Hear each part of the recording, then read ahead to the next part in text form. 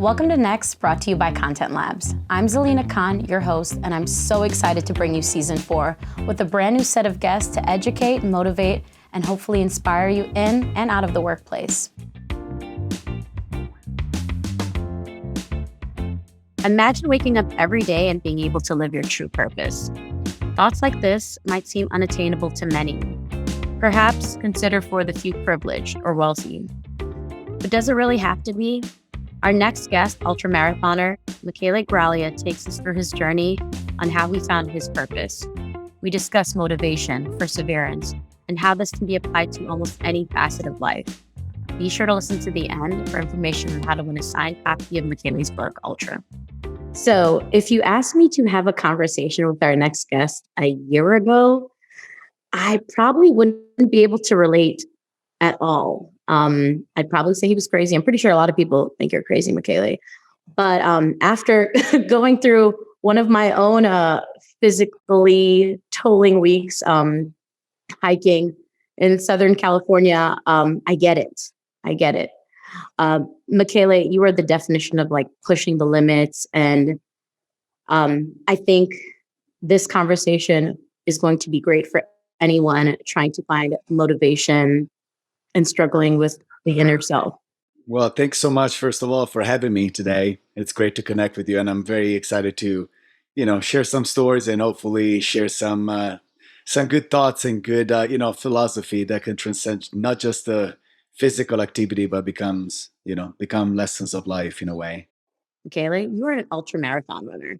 TransPerfect is a B2B tech solutions company. How did we end up talking to you? Well, I think people meet for a reason, and Sure. there's always energies get drawn together, and it was, I would say, the beginning of August 2018. I had just come back from Badwater, which is the toughest foot race on the planet, right in Death Valley, and I just come back to the ashram, which is a high-end retreat in Southern California, Malibu, where I used to be an instructor at. And I just came back from this race, which I'd won. And I come in and meet this. Every week we get new guests, and I meet this great group of people. And among this great group of people, there was an outstanding group of people, smaller group of people that were all there together, and they were all captained by Phil Shaw. And we had a fantastic week. We shared great hikes, we shared great conversation, great yoga classes, and as I said before, we really connected at a deeper level. There was no talking about business. I had no idea I had no idea who used to come to the ashram. They never told us who's who. And so, at the end of the week, Phil and I sat down for a minute. It was like, I would like to eventually talk to you next week once I get back to the office. And then the following week we connected, and I found out who Phil was and the whole crew. And so, Phil and I spoke for, briefly, and he was like, I love what you represent, I could say, and what your vision is. And the more I discovered Phil's story, the more I actually understood why we're kind of speaking the same language. Successful businessman and developing himself through his vision. And so once I started sharing my journey, my dreams, and things like that. He was like, you know what, I would like to be of support of this and see if we can follow this journey together and help each other out. And so we did. We created this amazing friendship with several members of the team. And that very year, I would say 2 months after the meeting or less, we found ourselves in San Pedro de Atacama, and I was ready to run the 1,000 kilometers of the Atacama Desert in Chile. For anyone that doesn't know you and they just look at your external story, you went from being a model to an ultra marathoner, and there's a lot in between that. Once someone really gets into your your backstory, right? Yeah. Take us through a little piece of that. Well, my life actually, I was born and raised in Italy, so my life actually started in a very different way. I started working with a family business in the floral industry, and that's what initially brought me to the US. So I was actually working as a salesman. So imagine me in a suit and tie and being all serious. And then, eventually got scouted, and the modeling world brought me into a whole new dimension because he opened up the doors to a world that, it's kind of the world that you see on TV and in movies and in newspaper. It's that fancy, glamorous, and, filled with excesses in many ways. But, through that experience, I kind of, I developed myself. I derived, you know, I started understanding that what I was doing wasn't necessarily, um, wasn't giving me any sort of, beside the material, of course, return, it wasn't giving me any sort of purpose or fulfillment. I was only 26, 27 years old when I got to that realization. And I was living in New York City, living the dream, living the life that, I thought was going to be it. And then eventually, I got it and I was like, this is just completely empty. And I feel very lonely and I feel very detached from myself and who I am. I think everything kind of needs to start from childhood dreams eventually, because we all grow up with some sort of calling, some sort of desire that then it gets diluted as we grow up because of social conditioning. I think what a lot of people go through, especially with the immigrant journey, right? Um, Totally. Yeah, you can call it where the peop- American journey. yeah, right. So you have the Maslow hierarchy of needs. You fulfill the basic needs, and Yep. then you work your Yep. way up, right? So you Yep. have the money, you have the success, and Yeah. then there's like that top of the pyramid. You're like, But that damn top it, the I'm not top of there the yet. the thing is, the top of the pyramid is the most important part. Hmm. I think we can live well off without the rest. I mean, of course, you got to make ends meet. Saying that we don't need money would be naive.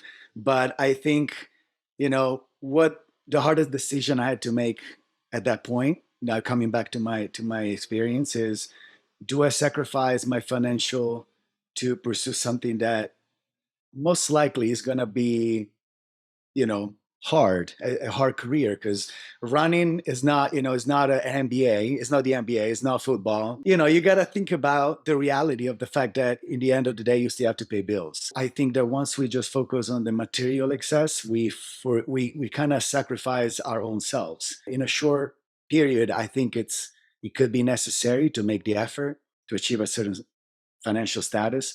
But I think that in long term, that's going to crush your soul. And that's why we see a lot of people, I think, in our generations, giving up their jobs, their great careers, to pursue themselves, to find something maybe that pays a lot less, but every day you wake up with a purpose. Every day you wake up knowing that what you do allows you to grow, express yourself, be creative, and be you. So, question: you essentially came to America for the family business.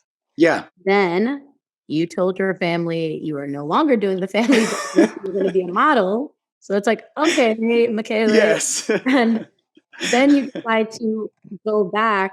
Then you completely drop that. Yeah, my parents have been in for a ride, that's for sure. They're very supportive, and I'm very thankful for that. But yeah, those transitional years in between the quitting modeling and eventually becoming a professional runners were absolutely challenging, and not on a personal level, because I enjoy the whole process of kind of reshaping my body, reshaping myself and what I was doing. But they were very challenging on a financial level. And so I put my head down and I worked hard. And eventually, year after year, I started picking up momentum, winning races, picking up more sponsors, more exposure, and everything kind of developed on its own. That's for sure. Hmm. I think it takes a lot of courage to make a career change and to identify things like that. And like then you have to think about things like the intuition and listening to the inner voice, and then also dealing with like that fear, right? The fear of the unknown. And I feel like a lot of times things like this happen because like people hit breaking points. Do you mind talking about that point you hit, like your aha moment where Yeah, this paradigm shift happened? yeah. I think the whole paradigm changed when I, you know, a one night in New York, I literally reached, the last drop.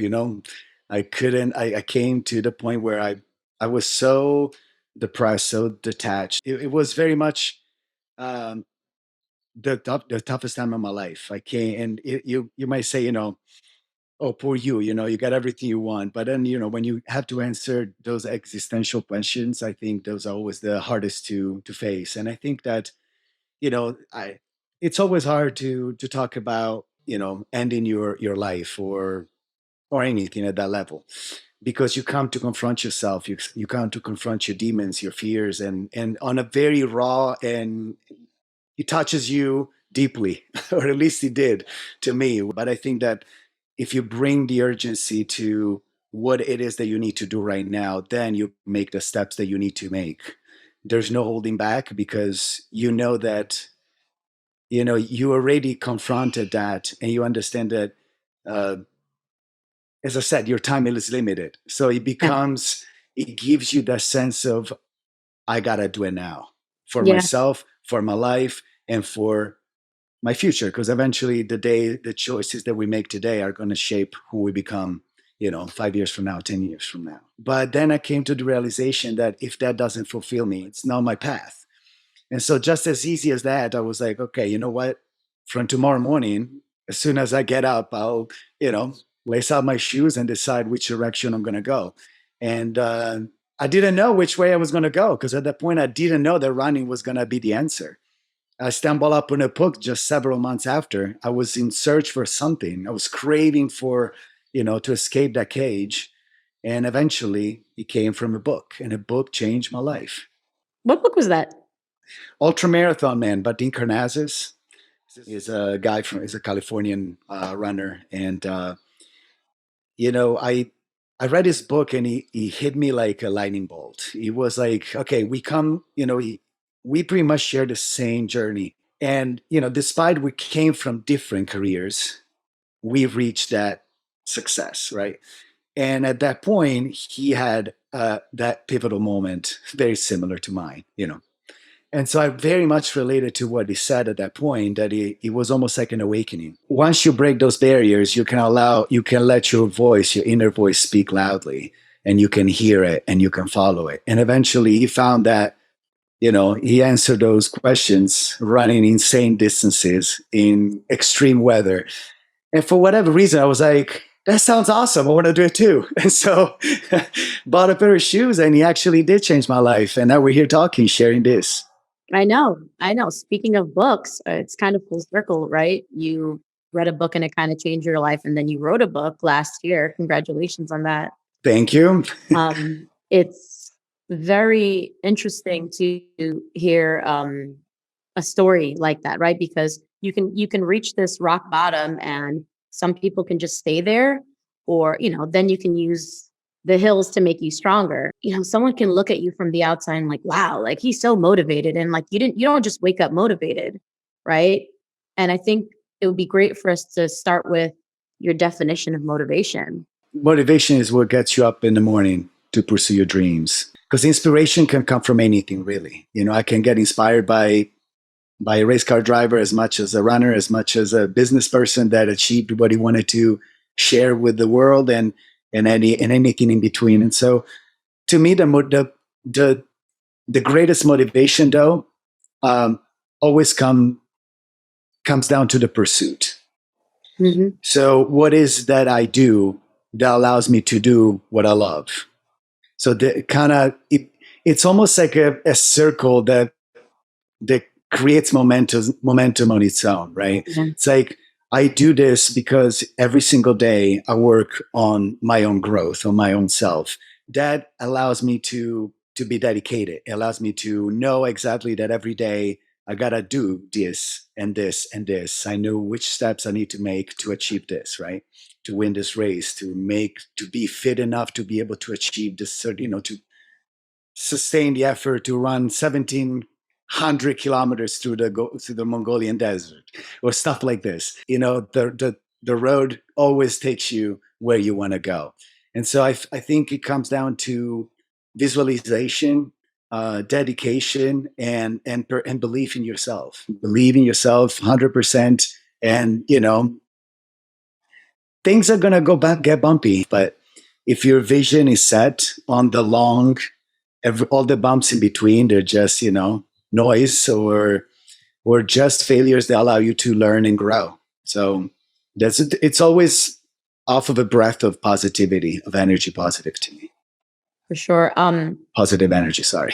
And by no means are we encouraging anyone to just quit a job they're unhappy at, but we had looked up some stats on just like the workforce and you know, like the number one priority right now for Gen Z um people is that like, they need to feel fulfilled from their work.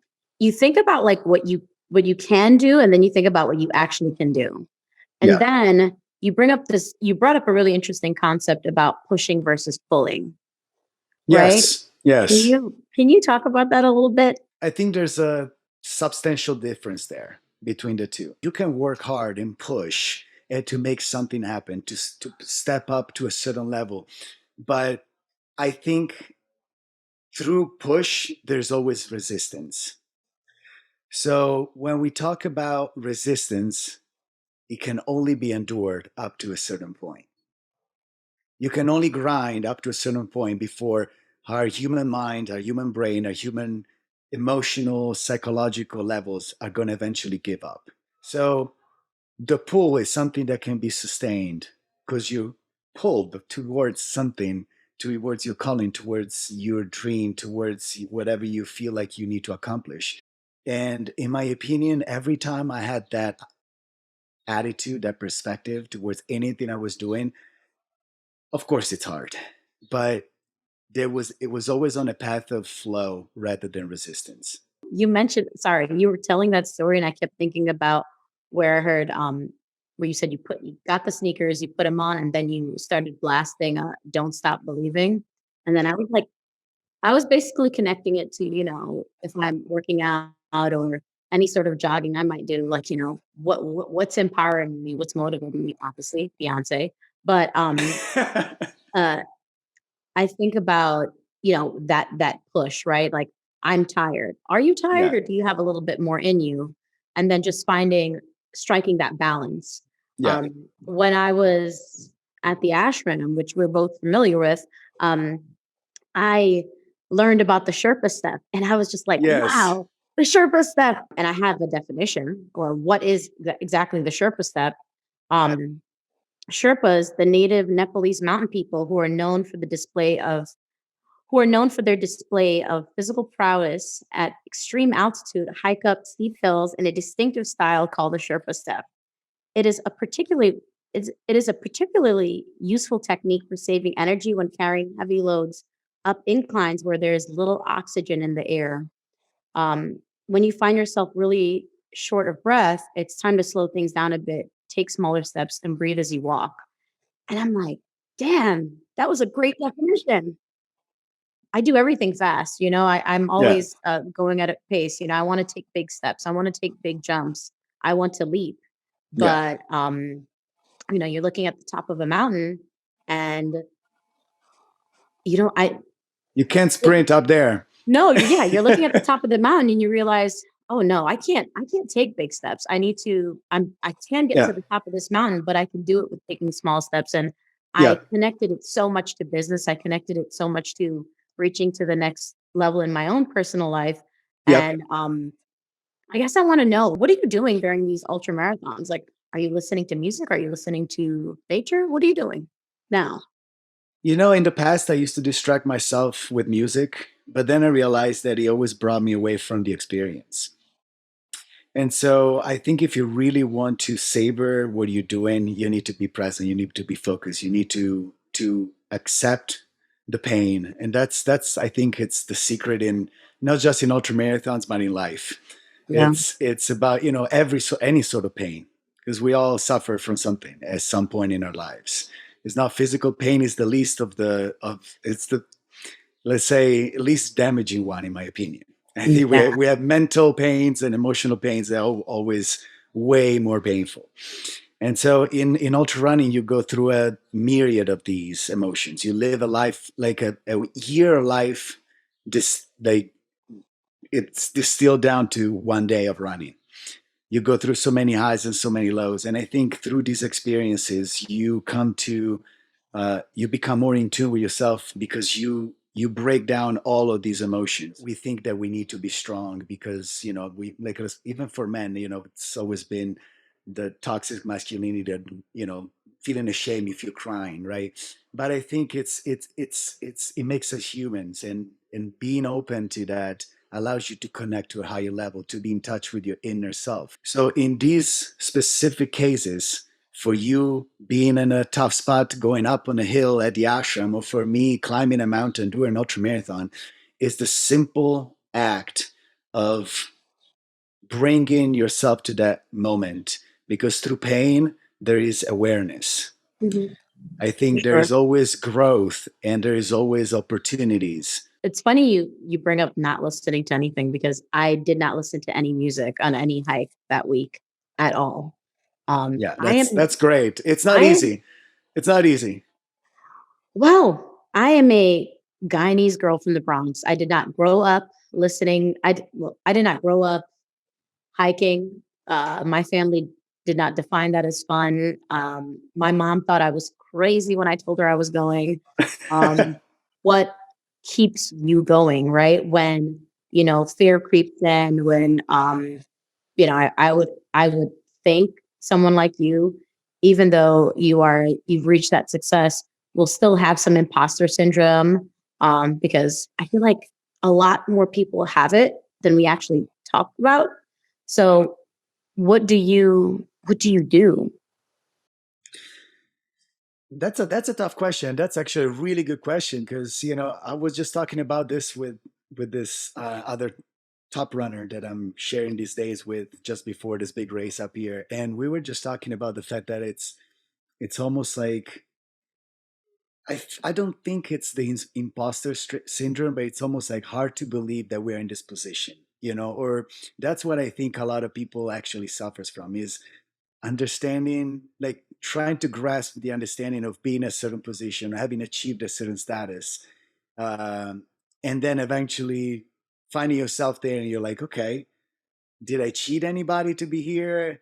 And because we always come to question ourselves: Am I really that good? Am I really capable of doing what I said I was going to do? So I think that's, in my opinion, it should be a motivating factor. And I always I always try to clear the mind from these negative thoughts because they don't serve you any purpose.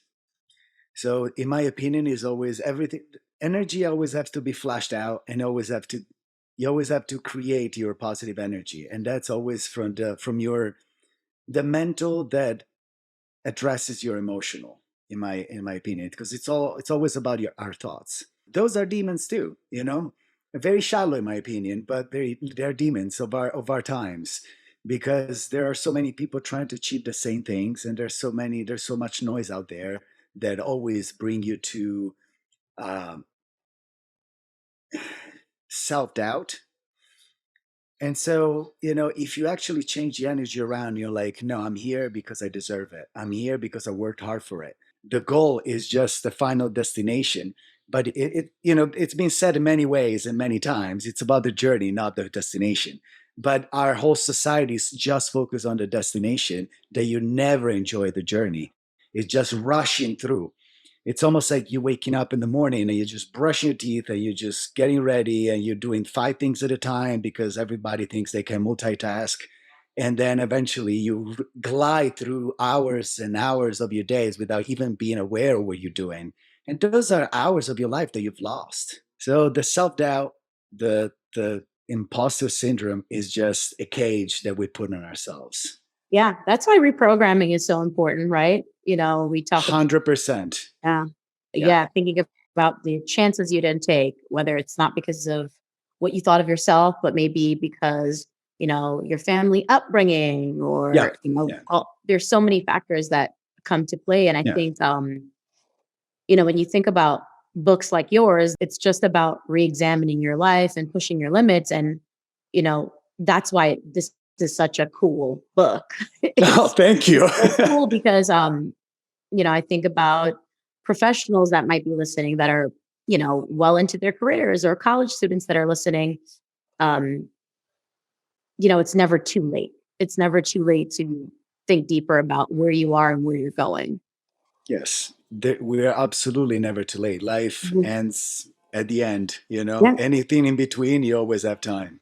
Yeah. Yeah. Age is just it's just a time that we give ourselves, a breakdown of things that we think we need to do by a certain age. You can actually connect with yourself, and once you do that, I guarantee you connect to a higher source of knowledge. There's a universal knowledge. There's a natural laws that if we connect to, everything falls into place. And don't get me wrong, I haven't gotten all figured out, but I speak of something that I starting to taste, that I starting to feel, and I live by.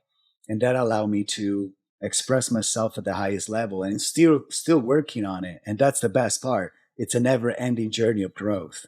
But the more you tune into that, and every level, as I said, you don't need to be a runner. You can do it. You can translate this to any business, to any activity. But once you become more aware and more conscious of yourself and the true nature of ourselves, you don't care about that noise that floods your brain, that floods your mind, because that's just societal influence. And that as see, like you work on yourself, it's almost like blaming somebody because things are not going right. How about you start working on yourself? It's like that Rumi saying that I love. It's like, yesterday I was intelligent and I wanted to change the world. Today I'm wise, so I'm changing myself. Yeah. That it Ooh. needs to start Ooh. within. You, oh, quoting people too. What? That's good. I think I would be remiss if I didn't talk about any of your races. We know about the races you've won. Watching you run up mountains effortlessly is a little mind blowing, but I would love to hear a story about maybe a race that one would consider a failure, and maybe, what you learned from it. I gotta tell you the truth. I think I've had more failures than successes. I think like every person that wants to achieve something greater, you have to be able to enjoy the successes and face, the setbacks, because there's always gonna be more of those. And at least in my experience, they've always been very painful. At the very beginning, I always took them hard, just like every one of us. There's the negative talk that brings you down. You start doubting yourself. But then eventually, you get back up and you do it again, and then eventually it goes well, then it goes bad again, and you learn and you grow. And I started to come to this past few years only. Don't think about the fact that I've been in this, I've been transitioned to this ultra running, ultra trail world for the past 11 years. So it's long, but not that long. And only this past few years, I came to develop this understanding that the result, as I said before, is out of my control. All I can do is work on myself, condition myself physically, mentally, emotionally to endure this certain type of efforts. But then accepting that the result is never under my control. I can do my best, and eventually I could even fall a cliff and break 3 ribs like I did in a mountain race here in Italy a few years ago. The long-term goal to me is not winning the race, this race or the next race. It's what is that I'm doing in my life that allows me to be who I am, pursue my passion, and follow my vision. I think hearing a story like that is so important, um, for people, because not only in racing but in life, right? Especially with social media playing an impact on, Oh yeah. comparing yourself to others, and, seeing a successful person, whether it's a job, a relationship, a family, um, and not understanding that that's all part of the journey, right? Yeah, yeah, yeah, exactly. It's accepting that you don't see what's behind other people's curtains. What's behind the stage, the mess that is behind the stage. Yeah. And so that's why, I always bring it back to me, the most important factor in life is meditation. It's a moment of stillness. It's a moment of connection with your breath, with yourself. It brings you to simplicity. And that simplicity allows you to process your thoughts and understand that those are just clouds in the sky, but you're the universe. When I mention meditation, a lot of people think that, oh no, I can't do that. I can't sit in a room quietly. Yeah. And it's not really about sitting in a room quietly or not speaking. It's really just Listening to yourself. That's coming Yeah. back to the self because, Yeah. we're all busy. Everybody's busy. Yep. And, Yep. you don't make the time Yeah. to do And that's things why we like also that. get sick. That's why we get sick. Mhm. On a physical, and a mental, and an emotional level. Yeah. You've done a TED Talk. You've done a lot of interviews where you talk about motivation, and it's definitely expanded your impact, right, on just people as a whole beyond racing and marathons. What do you what's your hope, for yourself, like in the next 5 years? Well, of course, I have big dreams and I have big visions, and the and it's a great blessing to be able to be part of the TransPerfect family, because I tell you, this is what's in many ways what is allowed me to pursue this.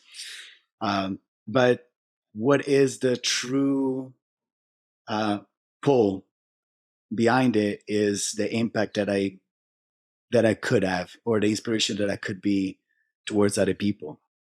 And because I know how powerful inspiration can be. In the worst time of my life, in the most challenging time of my life, a book, the inspiration of the words on the book, not only changed my life, but it actually saved it. And so, if I could do that for one person, 10 people, 100 people, the more resonance I can have to share my message and share this concept uh, of building this inner strength in a way, working on yourself, uh, not necessarily to be successful, because success eventually will follow. We're trying this new thing. What's new? Well, we're going to try an activity. I don't know let me know if you're okay with it, but we want to do a word association, Oof, okay, that's right? So challenging. it says the Ultramarathon winner. You ready? Let's go. Okay. So I say a word, you say the first word that comes to mind. Okay. Success. Achieving your higher self. Your higher self. That's more than one. Motivation. Motivation. It's a fuel. Ultra. Beyond anything. Journey. Growth. Life. Exploration. Death. Life. Come on. And running. Running is primal. Primal, the most primal way of expression, the most primal way of being, the most primal way of feeling. Okay, and the last word is winning. Winning. Understanding. This was amazing. This was such a great conversation. Thank you so much. I'm happy as well, and I thank you for guiding it the right way. If I keep pushing myself, then I'll get what I want. So many people can relate to this, but you can only push so far, right? Michele hit the nail on the head when he said, if you're pulled by something, it's easier to find motivation to keep going than if you're pushing. All of the choices we make today are going to shape who we are in 5, 10, and even 15 years from now. I'll leave you with a quote that you can listen and ponder when making some of these choices. It's a poem by Robert Frost called The Road Not Taken. 2 roads diverged in a wood, and I took the one less traveled by, and that has made all the difference. Thank you all for tuning in. If you want to connect with Michele, you can find him on Instagram at Michele Graglia. And we're giving away a signed copy of Michele's book, Ultra, which you can enter to win by emailing nextpodcast@transperfect.com with your answer to Michele's question. What can you do today that's going to change who you are tomorrow? Thank you for listening. If you made it to the end of this episode, thank you for listening. Make sure you hit the like button and follow us wherever you get your podcasts. If you have a question, comment, or suggestion, we'd love to hear from you. Email us at nextpodcast@transperfect.com or visit our website at nextpodcast.transperfect.com. Support for this podcast comes from TransPerfect, a family of companies providing language and technology solutions for global business.